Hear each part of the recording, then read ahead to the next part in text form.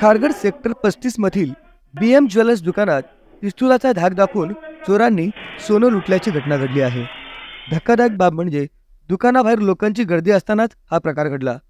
चोर पळून जात असताना लोकांनी आरडाओरड केली आणि त्यांना थांबवण्यासाठी दगड मारण्याचा प्रयत्न केला, मात्र चोरांनी स्कूटरवर बसून पिस्तुलातून गोळीबार केला आणि पळून गेले।